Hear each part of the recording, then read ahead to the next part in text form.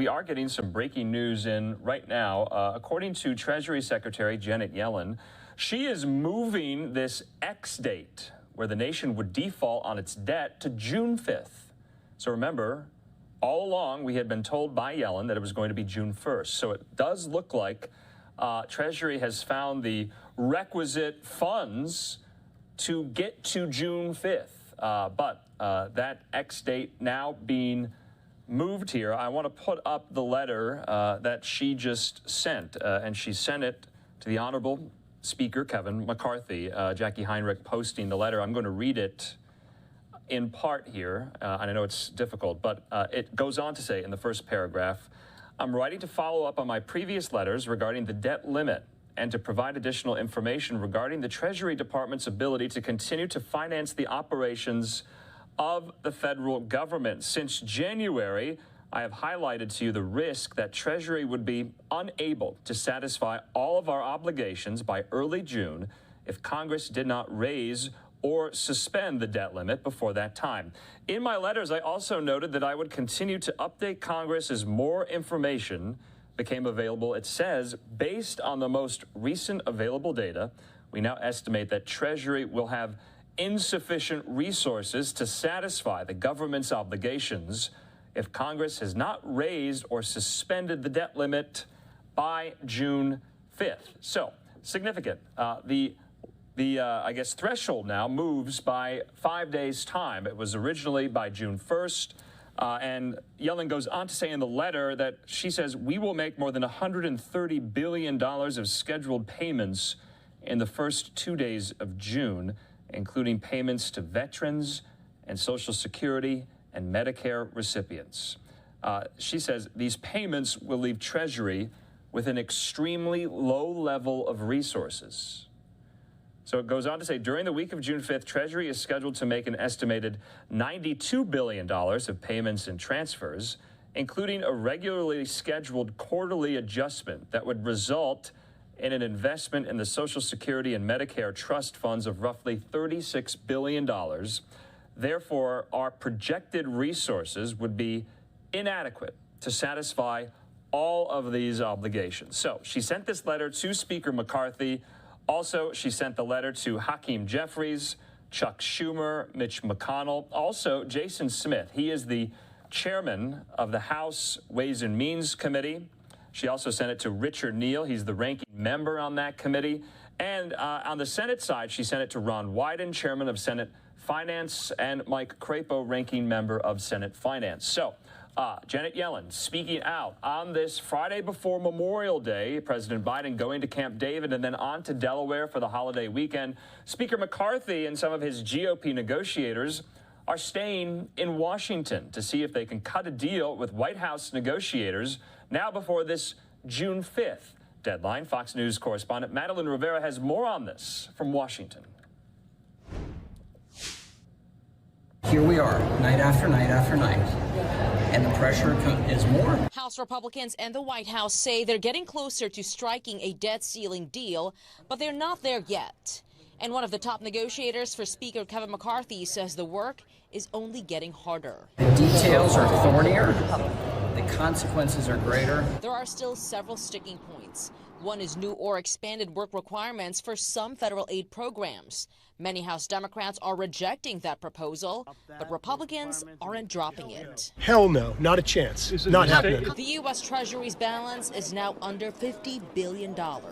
A default could throw the country and international markets into chaos. We think of the U.S. Treasury market as an anchor for the global financial system, and this anchor needs to halt. A Fox News poll shows a majority of voters believe the debt limit should only be lifted if spending cuts are imposed. And 63% think failing to raise it would be financially catastrophic for the U.S. Americans, I think, are sick of this. And what we are seeing in a reflection of these polls, not only more than 500 days away from the general election, so I'm not real worried, is they're buying into the doom and gloom of the headlines. The problem is this is deja vu. Striking a deal is not the only challenge. Finding the right mix of Republican and Democratic votes could also be difficult and press Congress up against the debt ceiling deadline. In Washington, Madeline Rivera, Fox News.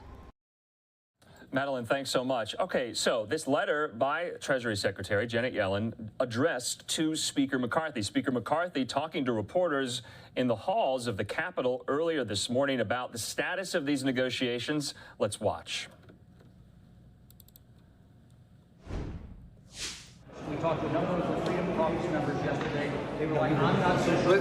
But Chad, you're talking to people who don't know what's in the deal. So I'm not concerned about anybody making any comments right now about what they think is in or not in. Whenever we come to an agreement, we'll make sure we will first brief our entire conference. So when you go and ask them questions, at least let them know what's in it before they're trying to get it. What is in the deal, Mr. Speaker? No need to yell. What is in the deal, Mr. Speaker? Relax. Can you give me a sense of the work requirements sticking points right now? Is the Look, White House still resisting work requirements at Look, all? as you know, I'm not negotiating with you. We're working in good faith. Who the president has appointed to work on this, they're very professional, very knowledgeable. A lot of respect on both sides, but at times we have philosophical differences of opinion, and they have to reflect the president's opinion.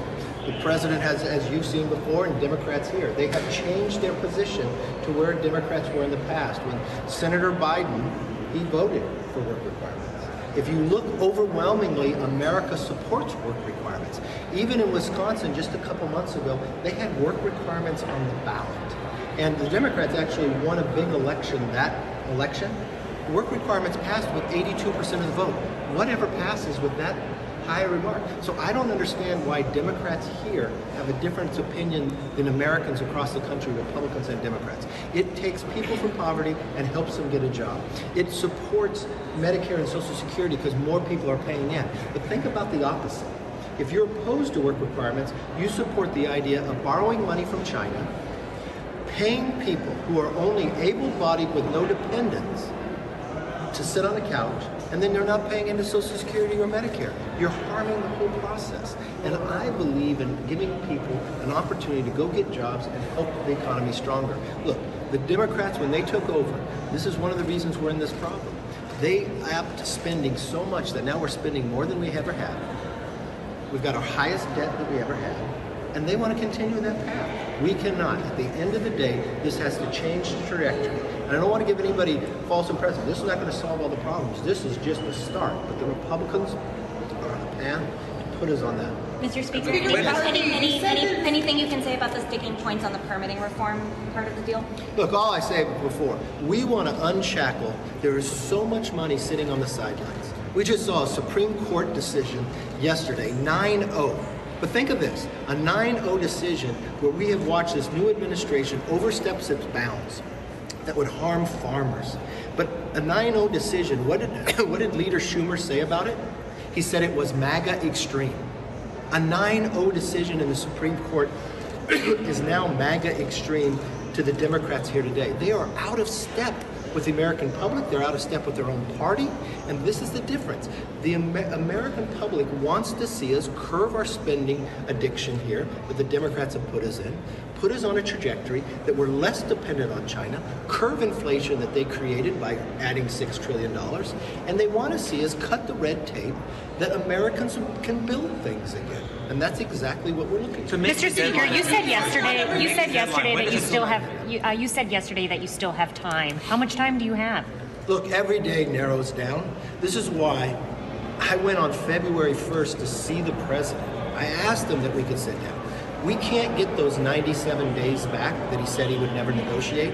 We've only been able to negotiate for the last couple of weeks. We know it's a crunch time.